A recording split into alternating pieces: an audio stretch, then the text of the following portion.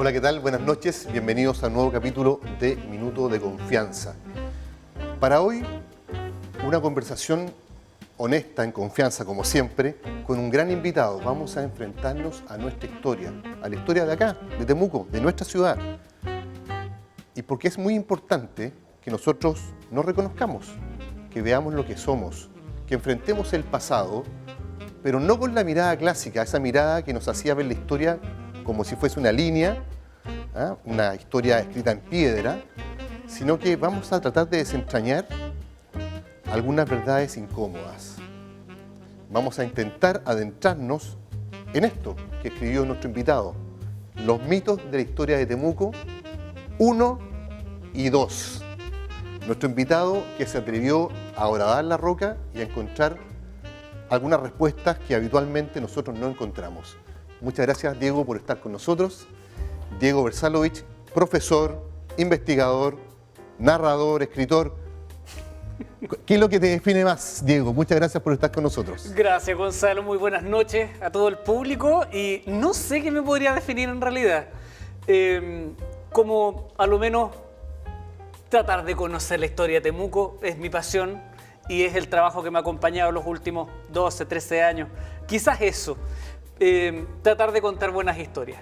Eso. Gracias por la invitación. Y nuestra historia, que es una historia bien breve, ¿verdad? Nosotros tenemos 144 años de historia. Si nosotros revisamos eso en el contexto de las grandes historias universales, es muy poco. Pero mira, paradójicamente yo, por supuesto que estuve leyéndome tus libros. Aquí están, mira, todos marcaditos. Yo suelo rayar los libros, no tengo ningún complejo con eso. Pero es una historia breve, pero poco documentada, ¿verdad? ¿Qué ha ocurrido con eso? ¿Por qué tú crees que es una historia poco documentada? ¿Por qué hay tan poco material? ¿Por qué hay que ir buscando por aquí y por allá para armar un poco el puzzle de esta historia que parece que queremos olvidar o le queremos dar la espalda? Cuéntanos un poco sobre eso. Qué interesante tu pregunta, Gonzalo, por muchísimas razones. Primero, porque yo me levanto sobre los hombros de las personas que han escrito antes que yo sobre historia de Temuco. Y parto de la base que todo ser humano tiene derecho a conocer el pasado del lugar en que nació, del lugar en que vive o del lugar que ama. Creo que es un nuevo derecho humano, así como Varela nos dijo que teníamos algunos otros. Perfecto. Sin embargo, hay una pregunta que responde a una curiosidad natural de los seres humanos. ¿Quiénes somos? ¿Qué pasó antes de mí? ¿Cómo se conoció mi papá con mi mamá? ¿Cuál es la historia familiar? Y esa historia también nos toca a todas, a todos, a cada uno. O sea, ¿cómo armamos el árbol genealógico de Temuco, ¿no es cierto? Y ni siquiera te pudiera decir árbol genealógico. Esto es como un rompecabezas de piezas infinitas en las cuales hay demasiados vacíos. Esto no partió hoy día, partió por esfuerzo de personas que también hicieron su trabajo en un momento determinado. Sin embargo, tuvieron las mismas fuentes que yo, tuvieron acceso a los mismos archivos que yo, pero decidieron, por motivos que desconozco, contar solamente una parte. O sea, entiendo, o sea, ellos versionaron la historia de alguna manera particular, ¿no es cierto?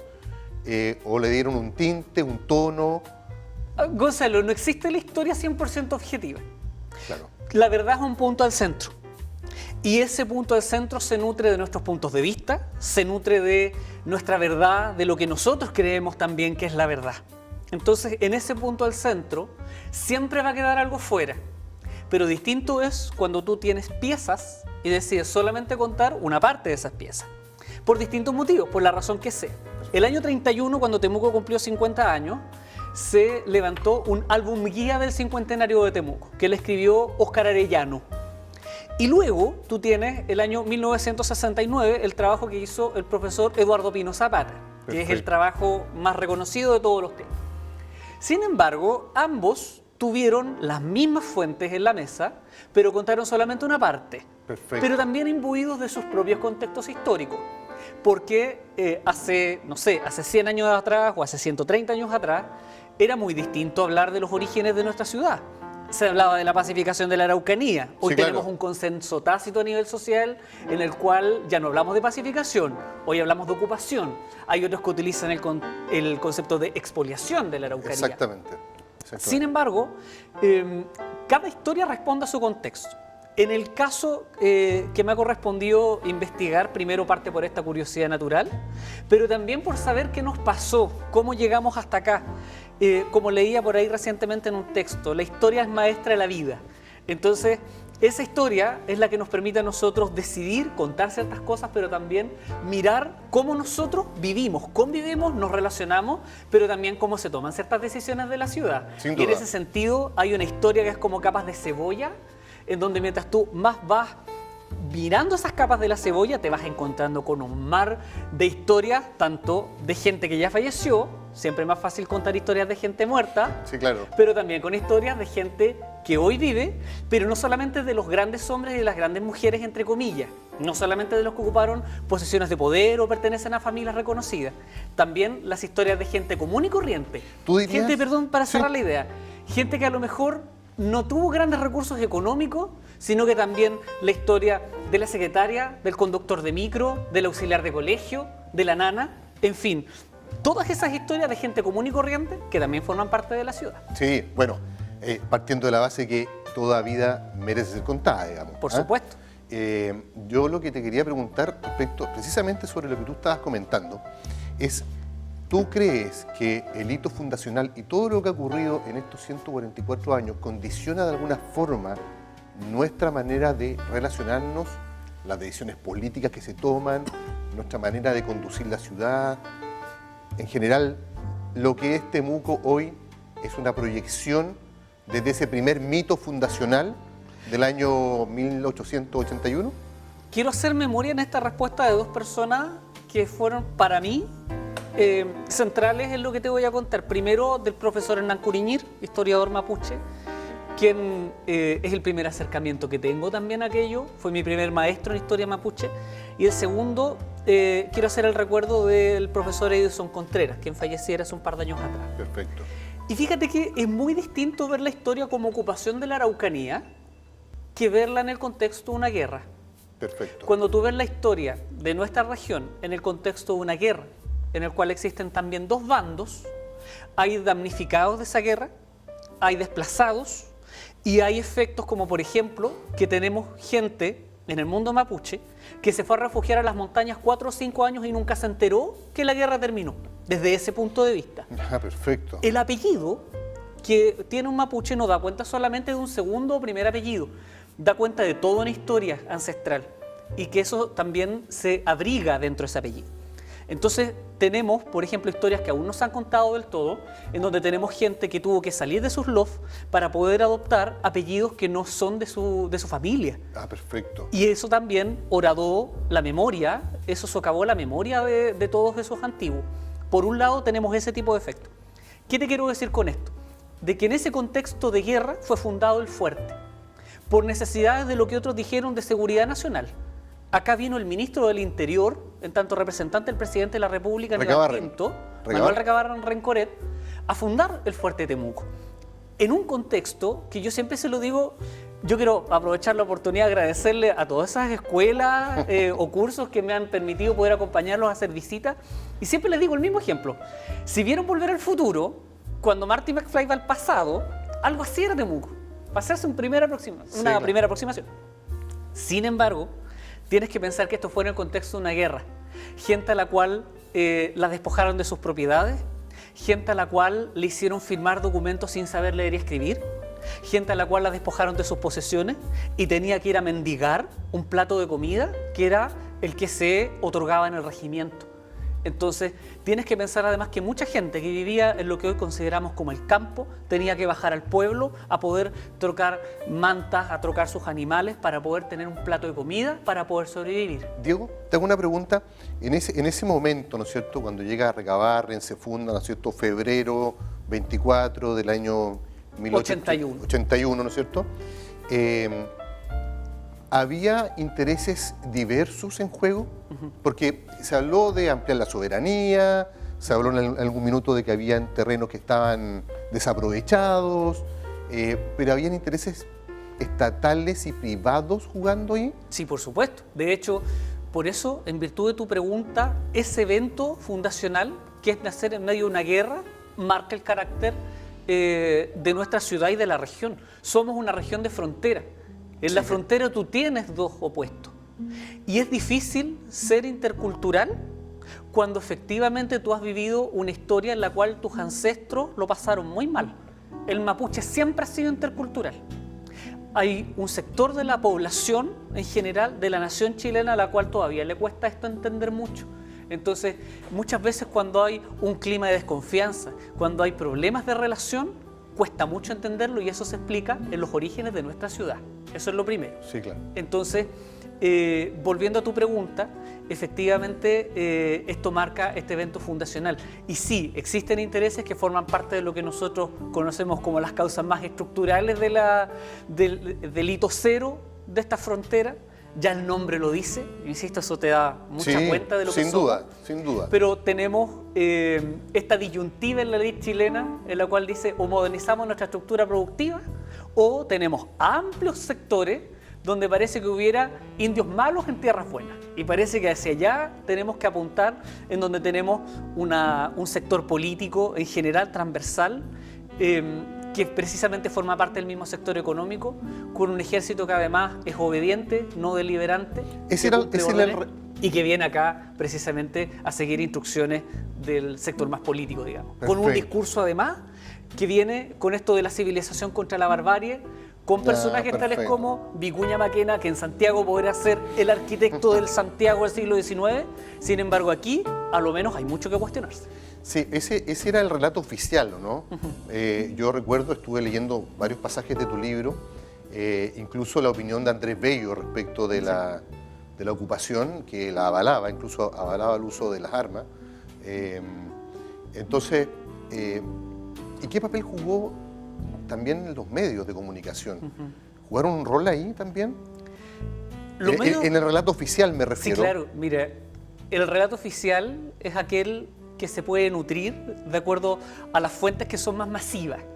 Entonces, periódicos de la época, por ejemplo. Periódicos de la época. Considerando que es una población que es muy poco alfabeta. Claro. Tenemos grandes sectores con analfabetismo.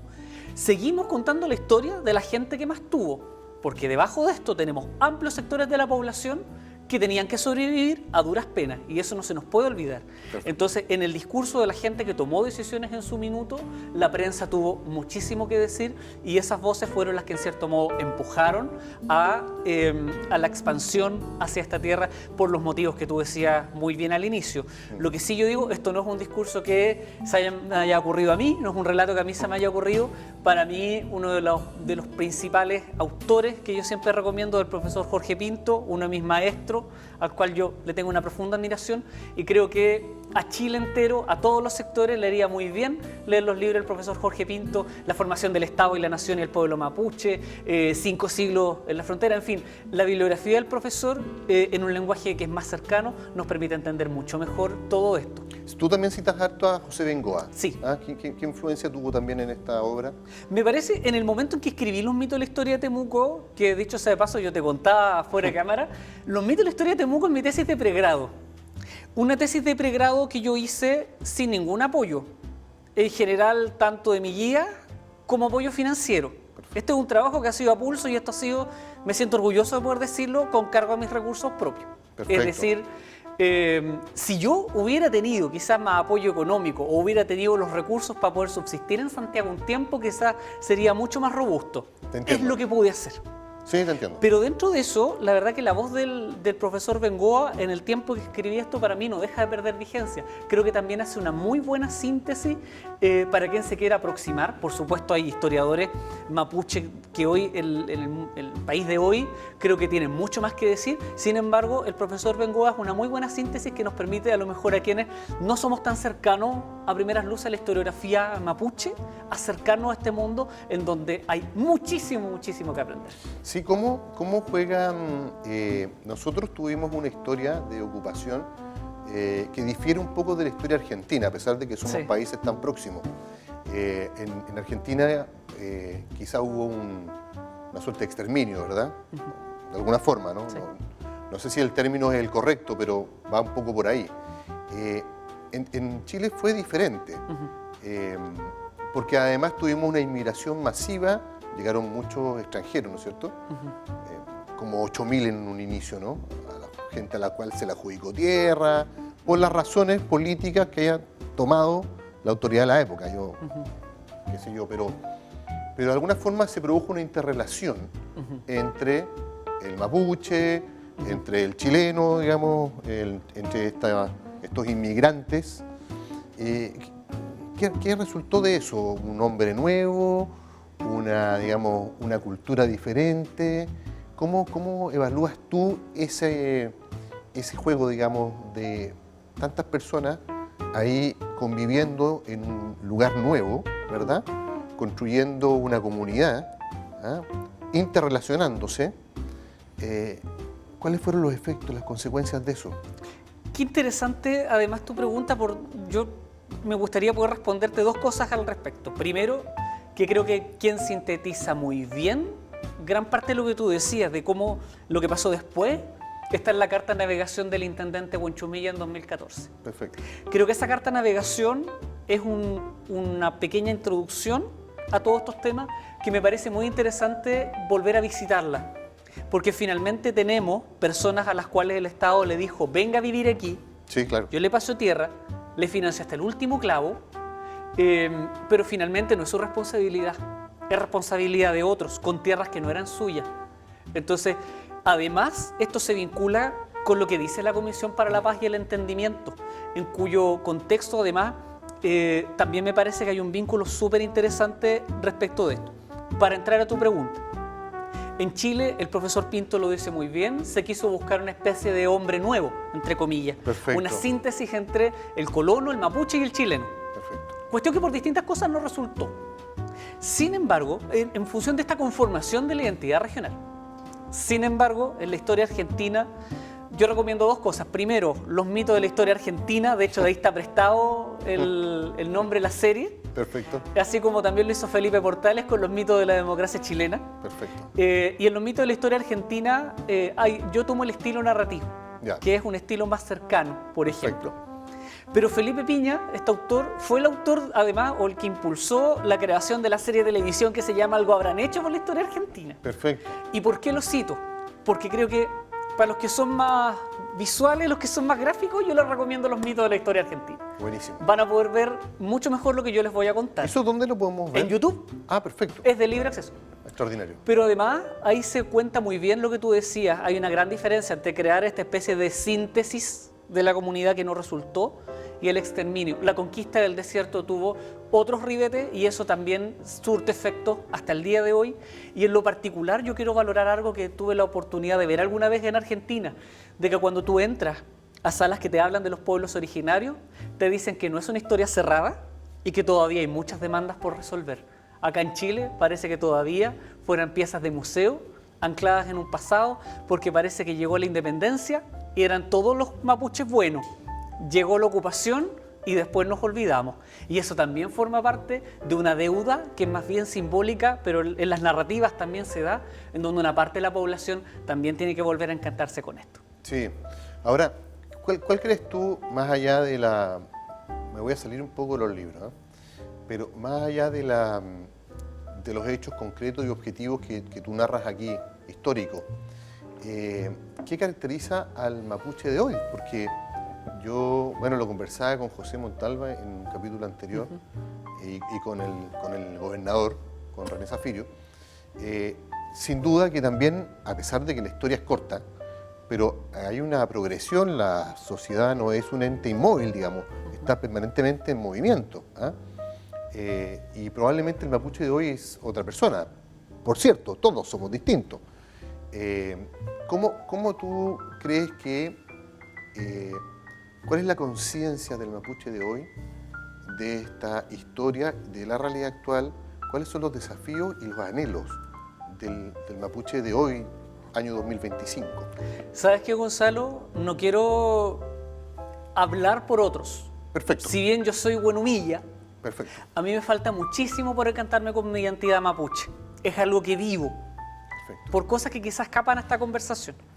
Pero creo que quienes son los más autorizados son mis propios peñis, las lamien, para poder decir qué los compone. Sin embargo, creo que además hay voces que pudieran decirlo muchísimo más que yo.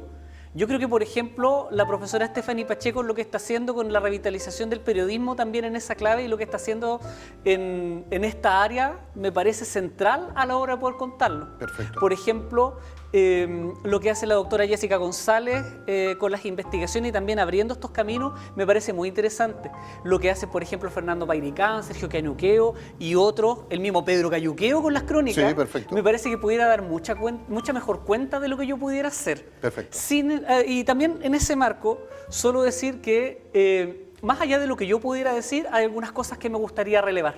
A ver. Por ejemplo, que gran parte de los proyectos educativos en las 11 comunas que componen Cautín Norte son interculturales. Perfecto. Sin embargo, el 37% de la matrícula se considera indígena. Pero tenemos un desafío en cosas súper básicas, en la implementación de la asignatura de lengua y cultura en los pueblos originarios ancestrales, donde además la lengua es indisoluble de la cultura. Claro. O por ejemplo, en que las prácticas indígenas sean más allá del huetripantu. O por ejemplo, que tengamos más iniciativas de revitalización lingüística. A mí me ha correspondido trabajar con un equipo con colegas como María Díaz Coliñir, como Fernando Coya, como Fernando Gineo, como Brígida Ancabil, como Rosita Antilén, que ellos han liderado 2 iniciativas de rescate lingüístico, en donde el vínculo de escuela y territorio dice mucho del interés que existe, pero también creo que la invitación no solamente a mirarlo desde el punto de vista mapuche. Creo que acá, insisto, creo que esas voces pueden hablar mejor que yo. Perfecto. De lo que yo pueda decir. No quiero deshonrar esas voces. Y por otro lado, creo que hay una parte de la sociedad chilena, una gran parte de la sociedad chilena, que tiene mucho por conocer, por encantarse, para poder construir esa identidad no impuesta, más conversada, en donde, solo sin afán de extenderme mucho, pero sí decir o ratificar lo que te dice la propia encuesta Bicentenario, por ejemplo, que hoy el valor de Chile no está solamente en sus héroes, está en sus paisajes, está en sus lugares, está en su lengua, está en sus comidas, que forman parte de este patrimonio que creo, aprovechando estas coyunturas que hoy tenemos como sociedad, podemos construir. Sí, bueno, y respecto de eso, a mí me produce gran satisfacción cuando voy por mi trabajo, tengo que ir también mucho al Hospital de Nueva Imperial, que es un hospital intercultural. No sé si has tenido oportunidad de conocerlo. Mi hermana trabaja ahí, así que también tiene la oportunidad de comentarme bastante al respecto. Sí, hay salud tradicional, podríamos decir, y también hay salud ancestral. O sea, y coexisten en el mismo espacio, y me parece súper interesante eso. ¿Ah? Por eso te digo, con harto pudor, ¿sí? que a mí me falta mucho por encantarme en mi cultura. Hay formas en las que la vivencio, pero lo importante es nunca dejar de aprender, tener esa disposición. Insisto con aquello, creo que hay voces que lo pueden decir mucho más que yo para poder definir. Por respeto también a las comunidades, por respeto a la amplísima composición del mundo indígena, pero también en lo chileno, si pudiéramos decirlo, a reconocer aquello que tenemos de mapuche. Extraordinario. Mira, te quería llevar como a desmenuzar un poquito, a mí me parecieron interesantes muchas historias que hay aquí, pero quería rescatar primero estas mujeres del Temuco fundacional. Tú mencionas la historia de 2 mujeres que me parecieron súper interesantes, Magdalena Hidalgo, que es la primera defensora de indígena, y Panchita Ferreira, que fue esposa de Huerucán. De Hueterrucán. ¿No es cierto? ¿Nos podrías contar un poquito sobre la historia de esas 2 mujeres? Me parece súper interesante. Como introducción al tema, primero decir que en la historia nos faltan mujeres. Y creo que nos faltan más historias de mujeres contadas por mujeres. Así que igual a mí me da un poco de pudor poder hablar por ellas. Buen punto. Creo que acá nos faltan más voces de mujeres y por eso yo destacaba, por ejemplo, el trabajo de 2 personas a las que respeto mucho, a la profesora Jessica González y a la profesora Stephanie Pacheco, solo por nombrar 2. Sí, dale. Pero la historia de Magdalena Hidalgo como una de nuestras primeras defensoras de indígenas, y a la de Panchita Ferreira, que también era una mujer muy respetada. Yo creo que para conocer más detalles, vea los mitos de la historia de Temuco, volúmenes 1 y 2. Sí. Pero sin entrar en mucho detalle, también para priorizar otros elementos de la conversación. Y para no spoilear tanto el libro, para que lo compren. Consígase. No, solo decir que Magdalena Hidalgo fue tremendamente importante en un tiempo cargado de machismo, cargado de eurocentrismo, no quiero usar conceptos de sobresdrújula que me cargan, y para hablar un poquito más Sí, te digamos, entiendo, perfecto. en terrenal, pero sí decir que Magdalena Hidalgo fue una mujer muy valiente en su tiempo, que hablaba ambas lenguas y que en un tiempo en donde a mucha gente la estafaban sin saber leer y escribir, que le compraban sus tierras a precio de huevo, esta mujer logró defender a muchísimos indígenas de atropellos y tropelías antes que llegaran los tribunales de justicia, precisamente a impartir justicia. Perfecto. Y Panchita Ferreira también fue otra mujer muy respetada que tuvo incidencia en la población temuquense y que también jugó un rol central en lo que significaron esos primeros años de Temuco. Están destacadas por esas razones, Sí. porque fueron bisagra entre ambos mundos, pero también porque en tiempos de muchos atropellos ellas levantaron la voz y de hecho son parte de lo poco que rescata nuestra historia fundacional, de lo que tuve acceso en aquel momento. Yo espero el día de mañana, con más años, con más canas y más recursos, poder volver a visitar esto Buenísimo. con más fuentes, porque es altamente probable que salgan muchas más mujeres, porque muchas veces donde dice anónimo, una mujer fue la que tomó la decisión, o donde hubo un hombre que tomó una decisión, hubo una mujer que probablemente fue la que tuvo la voz cantante. Sí, no, y de hecho tenemos que ir a una pausa, pero te voy a anticipar que quiero preguntarte, porque tú mencionas la primera piloto, que mujer, ¿no es cierto? Sí. Blackburn, ¿no? Viola Blackburn. Y es ella. Y además te quiero preguntar, en la segunda parte, para que lo vayas cocinando ya mentalmente, acerca del gran incendio de 1908, ¿no es cierto? Que afectó una gran parte de la ciudad, sus efectos. Fue casi anecdótico la forma como se relata que partió. Ahí ya nos va a poder contar tú, Diego, pero sus efectos y sus consecuencias un poco en el desarrollo urbano de la ciudad. Vamos a una pausa con nuestros avisadores, ya estamos de vuelta en unos minutos.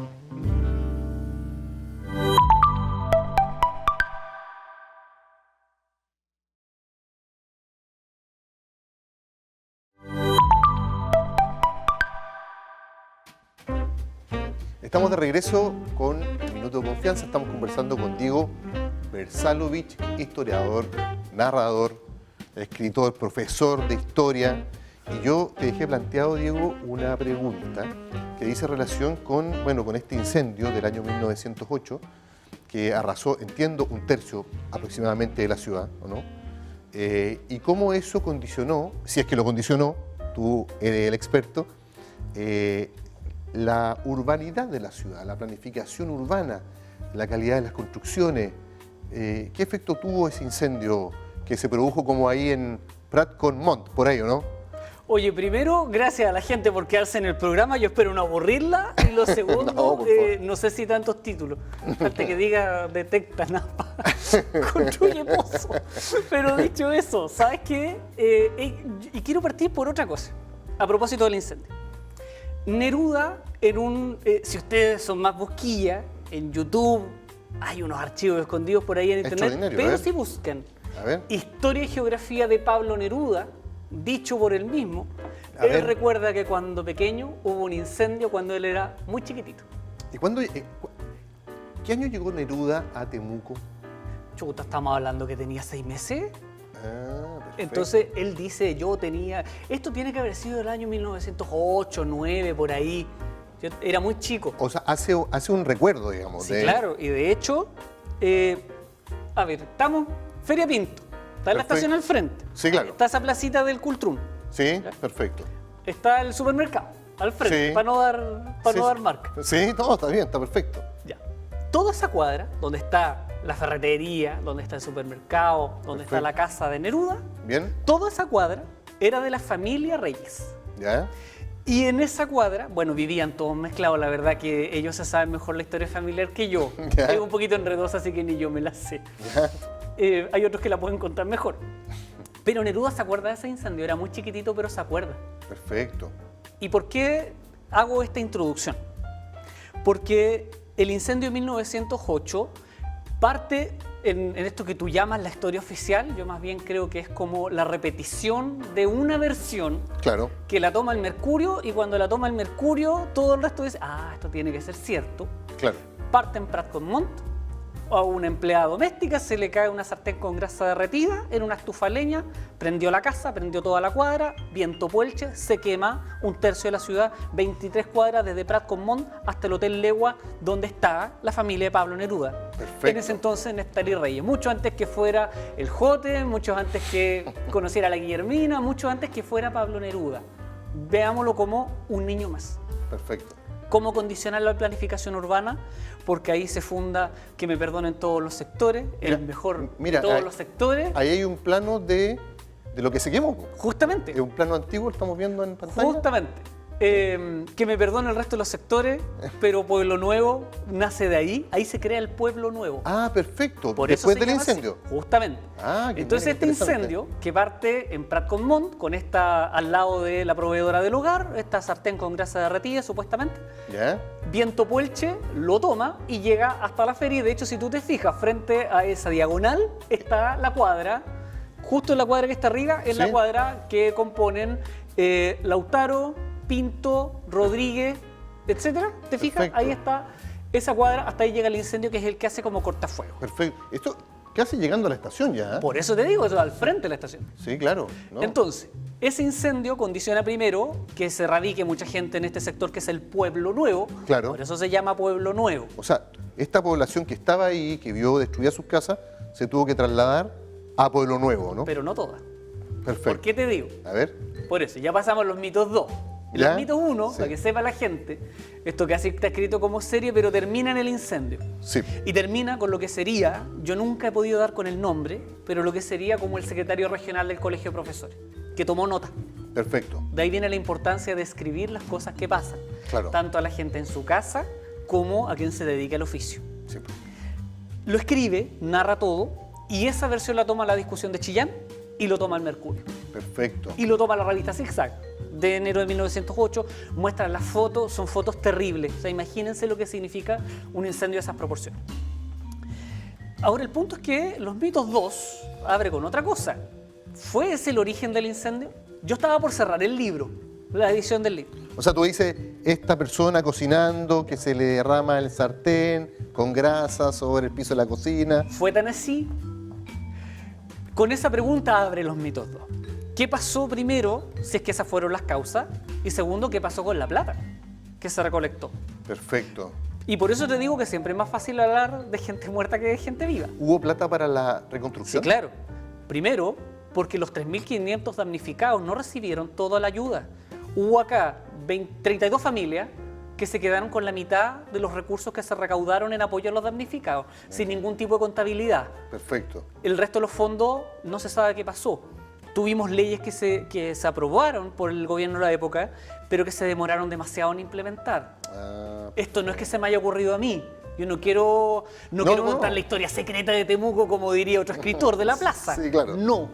Estas no son cosas que se me ocurrieron, son cosas documentadas. perfecto. Y lo otro es que además muchos de esos damnificados se fueron a Santiago y no volvieron más, o no tuvieron todo el apoyo. Perfecto. Entonces, condiciona el crecimiento urbano hacia Pueblo Nuevo, pero también hay grandes dudas sobre aquello. Y justo una semana antes de cerrar la investigación, llegan diarios contados por el primer periodista de nuestra ciudad, José Jesús Sepúlveda, que es creador del diario El Cautín. Perfecto. José Jesús Sepúlveda, si bien él parte con una que hoy día se conoce como un periodismo opinante, digamos que lo tenemos más hoy día, a la hora del almuerzo a lo mejor. Sin embargo, Sí. esta persona que crea un diario con sus recursos propios, que después le pasa la posta a su hijo, de Bien. igual nombre, el primer alumno del Liceo de Hombres, Pablo Neruda, dicho sea de paso, él cuenta estas historias y dice que una semana antes del incendio no le sorprende la campana de la compañía de bomberos porque él devela que acá existe una red de corrupción en donde el dueño de la propiedad asegura su propiedad en 5 veces el valor, le paga, digamos, hay una banda de infractores de ley que a mitad de la noche quema la propiedad, él mismo redacta el parte, se lo pasa a la policía y cobra el seguro. Yo no te puedo decir que el incendio fue intencional, no tengo pruebas para poder decirlo, dudas tengo demasiadas. Pero sí te puedo decir que a lo menos en el entorno del incendio hubo mucho incendio que no fue accidental, hubo mucho incendio provocado. Incluso hay un caso que se narra en el libro respecto a un empresario que es indicado por José Jesús Sepúlveda como uno de los responsables. Como te digo, no es algo que se me haya ocurrido a mí, la verdad es que no es de mi interés sembrar ningún tipo de inquina ni de odio, sí, te entiendo. sino de poder contar las cosas tal cual ocurrieron, a lo menos de acuerdo a las fuentes que están y contrastarlas. Perfecto, perfecto. No, bueno, es que es súper interesante el trabajo de preguntarse y dudar y generar nuevas preguntas, o sea, y de ir más allá. La historia es una forma de reconocernos, ¿no es cierto?, de avanzar también como sociedad, ¿no? Me parece estupendo, pero citaste a Neruda. ¿Ah? Qué interesante eso, porque Neruda, más allá de que nació en otra ciudad, fue parte de Temuco por largos años, y hay una historia que dice relación con un encuentro que habría tenido Neruda con Gabriela Mistral, aquí en Temuco, ¿verdad? Que parece que no se sabe si es verdad o no es verdad. Hay como... Ese sí que es un mito, ¿no? ¿Ah? No. Y yo te lo quiero preguntar porque además quizás a partir de ese hecho, digamos, podemos proyectar toda la historia de Temuco como semillero literario. En la región en general es una región de poetas, ¿no es cierto? Juvencio Valle, Teliera, hay grandes poetas, grandes escritores, y que pueden encontrar quizás, quién sabe, ¿no es cierto?, una base cultural a partir de ese encuentro entre estas dos grandes figuras de la literatura universal, en el fondo. Mire, frente a tu pregunta, así como lo dijera la gitana Yubanca, ¿es verdad o no es verdad? ¿Ya? Sí, es verdad. Es verdad. Hubo un encuentro entre Neruda y Mistral, por lo menos, o sea, hubo varios en realidad. Yo no te Perfecto. podría decir cuántos. Ella Quizá hay otros que era lo tengan directora mejor que yo. de un liceo, ¿no? Ella tenía más o menos 31, era la directora del Liceo de Niñas. Sí, Neruda, en ese entonces, el joven Neftalí Reyes, era un adolescente. Y tenemos que verlo así. Perfecto. Felipe Piña, a quien citaba al inicio, decía que nosotros tenemos que dejar de ver a los héroes que nacieron arriba de los caballos. Mistral no nació siendo premio Nobel. Sí, Neruda claro. no nació siendo premio Nobel. Que me perdonen los nerudianos, digamos los estudiosos de Neruda. El texto fundacional no es que sea un texto fundacional de la literatura nerudiana. El joven Neftalí Reyes escribió una columna en el diario de su tío. Perfecto. Veámoslo así. Lucila Godoy era una directora de colegio quien tenía un especial amor por las letras, ya había ganado algunos concursos y buscó un lugar en el país donde le dieron el trabajo porque ella ya estaba pensando en irse a México. Y de hecho, cada vez que tenía un momento libre como un fin de semana largo, un fin de semana, esto dicho por Elizabeth Oran en Mistral, Una vida, que a mí me cambió toda la perspectiva de Gabriela Mistral. De hecho, mi investigación ya está desactualizada respecto a lo que ella plantea. Perfecto. Se lo recomiendo, un libro bastante largo, pero... ¿Cómo se llama la autora? Elizabeth Oran, se llama Perfecto. Mistral, Una vida. Gabriela Mistral ya estaba pensando en irse, podía haber sido en Temuco, podía haber sido en Cachiyuyo, podía haber sido en Punta Arenas, pero Mistral ya estaba mirando a México. Porque ella hizo un recorrido por Chile, ¿verdad? ¿Cómo se otorgaban las plazas antes de director? Exactamente. El ministro de Educación te decía, don Gonzalo, vaya a ser director del Liceo de Hombres de Parral, vaya a ser Claro. director del Liceo de Hombres de Valdivia. Exactamente. En ese contexto, la directora Lucila Godoy, escritora... ¿La intrusa? ¿La intrusa? Que ¿por qué es la intrusa? Porque acá Temuco le hizo la vida imposible. Y se conoce con este adolescente llamado Neftalí Reyes. Hipótesis de cómo se acercó, hay varias, yo no me voy a casar con ninguna. Yo solamente sostengo que el nexo está en Orlando Mason, Perfecto. que fue el que le dio el nexo, que cubría las actividades de la Casa del Pueblo en el diario La Mañana, donde ella además tenía un protagonismo especial como libre pensadora o como pensadora humanista en su más amplia expresión. Y ahí se conocen, él se presenta, ella le recomienda literatura rusa. De hecho, Mistral dice que las condiciones de la cárcel de Temuco no son tan tristes como la literatura rusa, que es la más triste que hay. Ella nos encargó a los presos de la cárcel de Temuco. Yo tengo que decir que ha sido un honor para mí contarle a la gente privada de libertad, ahí en calle Balmaceda, todo esto que dijo la maestra, y tengo la emoción y el orgullo tremendo de haber escuchado ese silencio, porque como diría el cardenal Silva Enrique, cuando al hombre se le trata como hombre, éste responde como tal. Así respondieron las personas al escuchar el relato. Perfecto. Entonces, cuando tú dices Temuco debiera girar a lo mejor, quiero decirte dos cosas. Primero, que me enorgullece haber sido el primero en la luz pública de haber pensado en el Temuco de los 150 años, inclusive antes que las instituciones. Hoy día a mí me enorgullece y me pone feliz de ver que el municipio, por ejemplo, habla del Temuco de los 150 años, con obras para los 150 años. Y me alegra haber sido el primero, esto digamos, la historia me absolverá, pero de empezar a tocar el tema de los 150 años. ¿Tengo una pregunta sobre eso? Y solo para cerrar, a Temuco le hace falta rescatar como identidad Ahí iba. que ser una de las pocas ciudades del mundo que tuvo 2 premios Nobel conviviendo y respirando el mismo aire. Extraordinario. A Gabriela Mistral y a Pablo Neruda, 2 cumbres de la literatura latinoamericana y mundial, estuvieron aquí, caminaron por nuestras calles y lo menos que creo que debiéramos tener son poesías como por ejemplo lo tiene Lautaro con Jorge Telier en su calle principal. Sí, claro. Debiéramos tener vitrinas, debiéramos tener placas recordatorias, debiéramos tener monumentos y esculturas a estas 2 cumbres de la literatura mundial, Sí. porque Temuco debiera ser capital nacional de la literatura, o a lo menos del sur de Chile. Sí, no, y sobre eso te iba a preguntar ahora que tú dices Temuco 150 años. Ahí, ¿tú crees que pueden haber obras que nos pueden revitalizar un poco o devolver o entregarnos derechamente esta identidad que no terminamos de encontrar? A través de obras, de elementos simbólicos, ¿verdad? ¿Crees tú que es factible hacer eso? Totalmente, Gonzalo. De hecho, alguna vez, no voy a entrar en detalle porque no es motivo de esta conversación para la historia, pero sí tuve la oportunidad de poder proponer a quien correspondía una cartera de iniciativa para el rescate histórico. Lamentablemente no llegaron a puerto, Ya. pero rescato lo esencial. Primero, yo creo que Temuco se puede contar a través de murales. Por ejemplo, 15 murales. 14 murales, 1 por década, más 1 camino a los 150 años.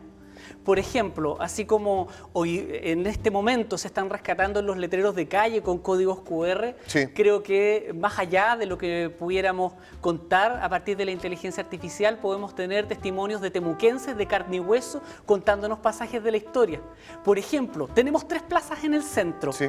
Esas 3 plazas, en el sentido de las manecillas del reloj, pueden tener placas recordatorias donde a lo mejor se vayan contando aspectos de la historia. En el centro y en distintos rincones de la ciudad podemos tener monolitos. Nueva Imperial los tiene, Sí. Lautaro los tiene, en Santiago tienes estos Santiago Patrimonial. Sí. Perfectamente tú puedes geolocalizar cosas que nos pasaron. Desde el Mundial de Básquetbol de 1959 en el gimnasio del Colegio La Salle, donde detuvieron y desaparecieron forzadamente algunas personas, hasta donde estuvo nuestro primer cine, ahí cerca de la Plaza Teodoro Schmidt. O por ejemplo, donde se fundó, porque hoy, a esta fecha, cuando se está emitiendo tu programa, al cual vuelvo a agradecer tu invitación, en la Plaza Recabarren existen 2 bustos recordatorios a 2 personas que la gente pasa y no sabe quién son.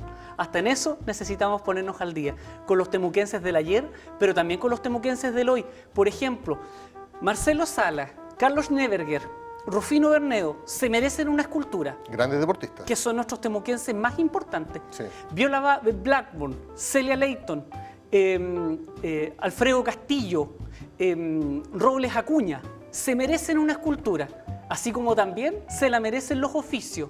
El vendedor de algodón, el desfilador de cuchillo, por cierto. la tejedora de telar, la gente que trae el cochayuyo, o por sea, qué no, así como en la calle Corrientes en Buenos Aires, tú te puedes sentar a conversar con 2 personas que se están riendo y tú al medio, ¿por qué no al frente del Rapa Nui tener un indicador o al frente de la confitería central que aquí se vendieron y se siguen vendiendo completo? Sí, claro. Cosas que nos permitan generar identidad.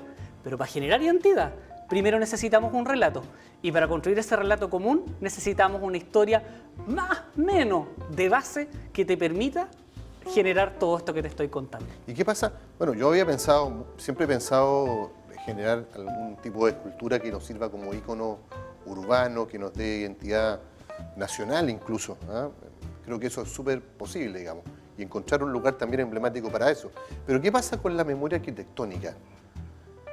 Se ha ido perdiendo, parece, ¿no?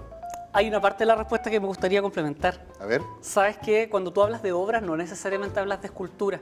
Yo quiero valorar lo que se ha hecho en estos años con el pago electrónico, porque desde que tenemos transporte público, el transporte pasa tarde, pasa mal y se guarda temprano.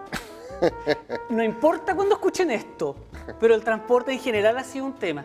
Y en estos años, en estos últimos 4 años, se ha avanzado, por ejemplo, a la modernización de las máquinas y al pago electrónico, cuestión que nos deja a la vanguardia de otras ciudades más grandes como Concepción y Valparaíso. Sí. Estamos dentro de las ciudades del mundo que permite pagar con pago electrónico y eso es algo que debemos valorar. Sin duda. Así como, por ejemplo, creo que debemos avanzar a cosas más comunes y cotidianas. El orden de las calles, la iluminación, que pase la basura, que no haya rayados y que haya buena iluminación tanto en Pedro de Valdivia y Amanecer como en Portal de la Frontera y en Altos de Maipo. Es decir, que toda la ciudad sea una ciudad para todas y todos. Sí, claro. Y respecto a tu pregunta, yo no sé si debiera haber un monumento. Yo creo que hoy existe una robustez histórica. A lo menos yo te contaba fuera de cámara y hoy, a la emisión de este programa, he tenido la fortuna y la bendición en esta vida de poder revisar archivos de prensa hasta agosto de 1976. Hay muchísimas historias que contar. No necesariamente un monumento puede ser el catalizador, el cristalizador. Creo que en los murales, en los monolitos, en los códigos QR, a lo mejor el letrero, se puede hacer mucho más que una escultura, así como alguna vez se quiso hacer el monumento a la Araucanía, Sí. que hay que recordar que el escultor no lo quiso entregar enseguida, pero falta todavía para contar esa historia. O sea, eso quiere decir que viene un mito de la historia de Temuco 3, ¿no? En los mitos de la historia de Temuco 3, en el periodo de investigación, en lo que es documentación, ya está cerrado. Falta confrontarlo con los testimonios, porque tenemos gente que vivió el terremoto del 60. Yo crecí con el testimonio de mi abuelita, quien tengo el orgullo de contar que cuidó niños desde muy pequeña, que su primer trabajo fue a los 9 años, cuidando niños de 5, que trabajó haciendo aseo en casa, que trabajó en el Hotel Temuco, de ver cómo la alcanzaron a sacar del hotel y se cayó. Uf. De estas historias hay muchísimas en todas las casas en Temuco. Y estas historias son tan importantes como las que se cuentan en fuentes documentales. Sí, claro. Falta contrastarlo con los testimonios para poder terminar de contar los mitos 3. Y luego viene un mito, originalmente era 4 y 5. ¿Ya? La cuarta parte era hasta 1981, del ¿Ya? terremoto del 60 al 81. La última parte era del 81 a la pandemia. Perfecto. Cuando usted lavó el cloro con cloro o cuando usted se echaba amonio cuaternario, también forma parte de la historia. Y sus historias, algún día hay que contarlas. Sin Cuando duda. sacábamos el pase de movilidad, ¿te acuerdas? Los Pero- permisos de la comisaría virtual. pero, ¿cómo no pasó olvidarlo? hace tantos años No, ¿cómo olvidarlo? a esta fecha. Sí, claro. Todo eso forma parte y un epílogo del 2021 al 2031. Hay que recordar que hubo un tiempo en la pandemia donde no había ninguna autoridad. Así, claro. Todos se enfermaron. Sí, y eso claro. no pasó hace tanto tiempo. La memoria tiende a ser corta, ¿eh? Sí, y frágil. Porque también hay eventos que queremos olvidar. Pero no queremos olvidar porque haya alguien que diga, no, no cuentes eso. No, no funciona así. Hay cosas que a veces como sociedad nos afectan y queremos dejarla en el olvido. Y a veces necesitamos recordarla. Pero ¿por qué te quería decir que hay un mitos 4 que no va a ser mitos 4? Que probablemente voy a tener que dividir en más secciones. Perfecto. Porque la historia de los años 60 y los años 70 no se ha contado del todo. Y el trauma que generó el golpe cívico-militar de 1973 es mucho más profundo de lo que nosotros creemos. Han pasado 50 años a la emisión de este programa y creo que es momento de que todas las historias salgan a la luz. 52. Tanto, bueno, más de 50 años. Y yo nací en el 73, por eso te digo. Sí. No había para qué decirlo, pero no importa.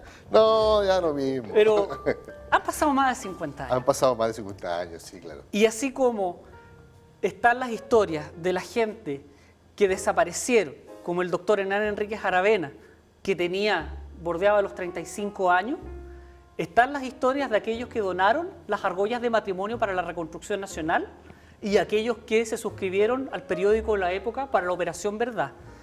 O, por ejemplo, no es lo mismo, o sea, lo digo de otro modo, ¿por qué los temuquenses tenemos que saber que había cordones industriales en Cerrillo cuando acá supermercados de nuestra ciudad acapararon el arroz y el azúcar? ¿Por qué nosotros tenemos que ver necesariamente los videos de Santiago cuando acá hay registros de estudiantes protestando contra la Escuela Nacional Unificada o, por ejemplo, de las colas para poder comprar el azúcar y el café?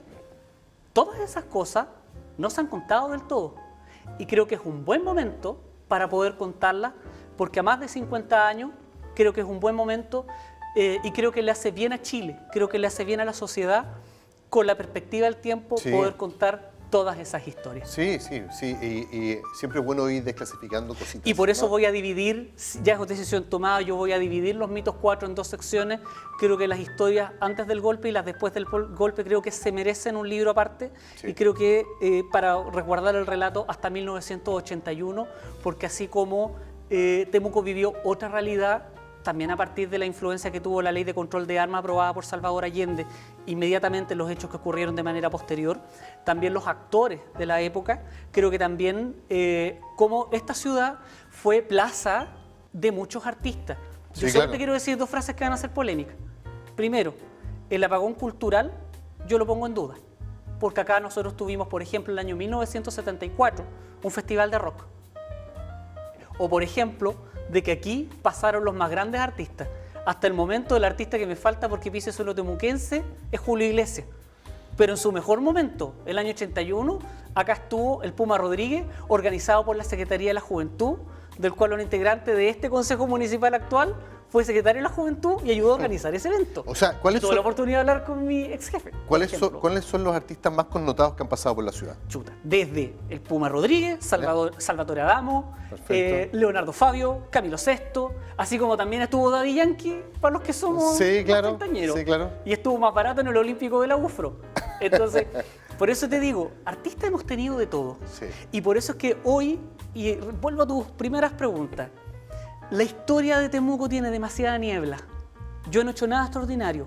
Mi trabajo ha sido ordenar la bodega, ha sido disipar esa niebla para que todas y todos podamos sentirnos un poquito más involucrados. Perfecto. Es difícil crear un relato común si no tenemos una historia más o menos común y compartida, y no solo la historia de las instituciones y la historia de las familias más relevantes de acuerdo con algunas personas, sino que también la historia de aquellos que por cuna no tuvimos las oportunidades que otros tuvieron. Diego, ¿por qué crees tú que Temuco creció dándole la espalda un poco al río? Hay otras ciudades, bueno, Valdivia, Concepción también un poco, un fenómeno muy similar a este, pero ¿por qué crecimos dándole la espalda al río? El Cautín no es partícipe activo de la historia actual de nuestra ciudad. ¿Qué ocurre ahí, en esa planificación territorial de la ciudad? Yo te pregunto a ti y le pregunto a quienes nos están viendo.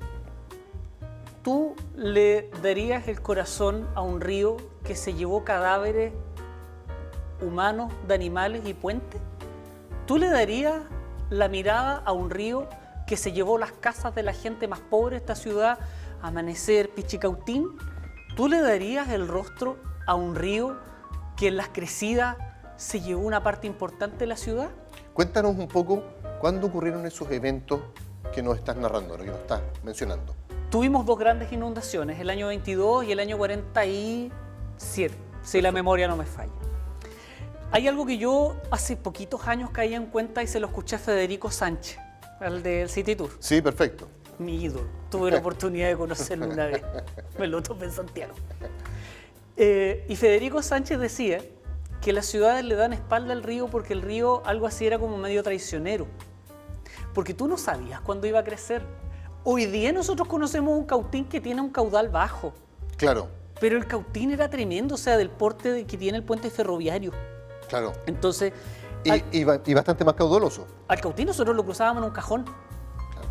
casi como en un cajón de tomate. Sí, claro. Entonces, el río Cautín, nosotros le dimos la espalda porque se desbordaba, porque en algún funeral, yo lo cuento de manera un poquito más anecdótica en los mitos 1, pero oye, se llevó un cuerpo a un pariente, porque el río empezó a subir. Eso es súper grave. Sí, claro. O por ejemplo, imagínate las crecidas de los ríos, como traían cadáveres de animales, volaba puentes, volaba árboles. Es súper difícil que tú puedas convivir con un río que para uno pudiera decir, oye, el río es traicionero, ten cuidado. Que está siendo agresivo en el fondo. Hoy día nosotros le podemos dar la cara al río, forma parte de nuestro paisaje porque lo logramos controlar. Claro. Y lo logramos controlar gracias a la labor de uno de los 3 alcaldes más importantes que tuvimos, que fue René Zafirio. Hace poquito tuve la oportunidad de conocerlo y decírselo. Yo no lo conocía. Perfecto. Yo alguna vez lo mencioné en alguna entrevista y tuve la oportunidad de comentárselo, que de hecho junto con otros 2 alcaldes son los arquitectos del Temuco moderno. ¿Quiénes son los otros dos? Eduardo Solano Illanes, el Ya. año 31, ¿Ya? y hasta la fecha Germán Becker. Perfecto. ¿Y por qué te lo digo? Porque Germán Becker pudiera estar en las antípodas de lo que yo creo. o de la forma que yo tengo de ver el mundo. Perfecto. Y por eso además reitero que a la hora de contar esto yo no tengo ningún tipo ni de odio, ni de inquina, ni de rencor, ni de resentimiento. Porque respeto mucho a quienes han logrado, por ejemplo, crear empresas, a quienes han logrado dar trabajo y a quienes han logrado sembrar progreso, como por ejemplo Luis Picasso Vallebona. Entonces, Eduardo Solano, quien era químico farmacéutico, y Germán Becker, empresario, ambos fueron los arquitectos junto con René Zafirio, abogado y defensor de derechos humanos, Sí. del Temuco moderno, porque en sus 3 mandatos lograron generar obras que moldearon el carácter y la arquitectura de nuestra ciudad. Perfecto. Y de hecho, por ejemplo, en el caso de Germán Becker, marcó gran parte de la pauta del crecimiento. Ahora, por supuesto, todo este periodo está en revisión. Sí. Hay muchas cosas que a mí me faltan por encontrar de él. ¿Cuáles Pero, son las obras más emblemáticas de estos alcaldes? por ejemplo, en el caso de Eduardo Solano, la pavimentación de las calles, la iluminación, el alcantarillado, el hospital, el regimiento, conseguir que se creara el mercado municipal, Perfecto. con la sola garantía de su nombre. ¿Qué se llevó el incendio del mercado, más allá de lo material? Yo tengo una disputa porque, según yo, no es el corazón de Temuco. Para mí el corazón de Temuco es la Feria Pinto. Perfecto. Y el corazón de Temuco para mí es la Feria Pinto porque creo que todos los sectores sociales, y geográficos, sin considerar ni la ropa, ni cómo estemos, ni cómo hablemos, nos encontramos en ese crisol de aromas, de colores, de sabores, de música. Porque tú puedes estar escuchando música de todos los tiempos, así como estás escuchando a Camilo VI, puedes estar escuchando a Gilda. Yo feliz, Perfecto. porque es mi música. Perfecto. El mercado, para mí, no sé si era el corazón de Temuco, pero fue tanto lo que le dolió a la gente que yo no puedo sino sumarme también a esa hipótesis. Perfecto. El mercado era parte del corazón de Temuco. Yo creo que va a ser la gran obra de los 150 años, porque ha sido complejo por distintos motivos su reconstrucción. Yo creo que saludo y valoro el esfuerzo de las autoridades por querer sacar este proyecto adelante. Yo soy un poquito más cauto, yo creo que cuando celebremos los 150 años vamos a celebrar que vamos a tener uno de los mercados más lindos del mundo. Sin embargo, creo que se llevó parte del corazón, de la identidad de nuestra ciudad y que es parte de aquello donde nosotros no nos damos cuenta que tenemos, que cuando no está nos duele mucho. Diego, si tuvieses la oportunidad de conversar con alguno de estos personajes históricos que tú has revisitado, ¿con quién conversarías? ¿Con quién conversaría? Con el profesor Celedonio Romero, con mi colega que fue el creador de la primera escuela. Conversaría con Magdalena Hidalgo, porque la admiro mucho. Conversaría con la directora Lucila Godoy, Perfecto. no como escritora, para saber cómo lo hizo como directora. Conversaría con el joven Neftalí Reyes. Conversaría con Luis Picasso Vallebona, porque él pertenece a una generación joven, empresaria, emprendedora, que aun cuando tenía mucho dinero, decidió compartir lo que tenía con todos sus pares. Ahí está el Cerro Ñelol y el Casino del Cerro Ñelol, que fue pensado como un restaurante popular para que ricos y pobres comieran sin pensar si teníamos mucha plata. Perfecto. Conversaría con el doctor Hernán Enríquez Aravena, por su espíritu de servicio y vocación. Pero también conversaría con Germán Becker para saber cómo llega a esta noción de la ciudad jardín. Y sobre todo, quizás me hace falta más de un café con René Zafirio para poder saber cómo lo hizo y cómo enfrentó esto que fue el Temuco del 2000 y más allá. Me encantaría poder conversar con Carlos Parra Perfecto. para poder saber su versión de la historia, porque se dice mucho. Y creo que hay otros personajes con los que también me gustaría conversar y que Buenísimo. espero entrevistarlos. Por ejemplo, a Jesús y a la Miguelina, Perfecto. que forman parte de nuestro anecdotario, y porque tú acá en Temuco es una de las pocas ciudades de Chile donde si tú preguntas por Jesús, hay una generación completa que te va a decir cuál de los dos. Diego, yo te quiero agradecer muchísimo tu disposición, que hayas venido, que hayas conversado con nosotros. La historia está en el alma de los pueblos. Un pueblo sin historia pierde su memoria y pierde su alma, su esencia, ¿verdad?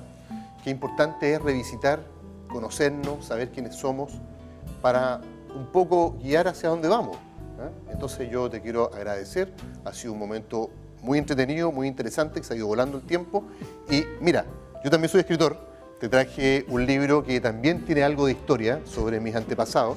No suelo escribir ficción o autobiográfico, pero sí lo hice con la Universidad de la Frontera. Muchas Te lo gracias. dejo, pero en paralelo quiero que me autografíes los mitos de la historia de Temuco 1, mientras yo voy despidiendo este programa, agradeciendo desde ya la sintonía de la gente que está en sus casas. Nos vemos el próximo jueves, sí, a las 10 de la noche, aquí en Universidad Autónoma de Chile Televisión, con otro interesante invitado. Chao.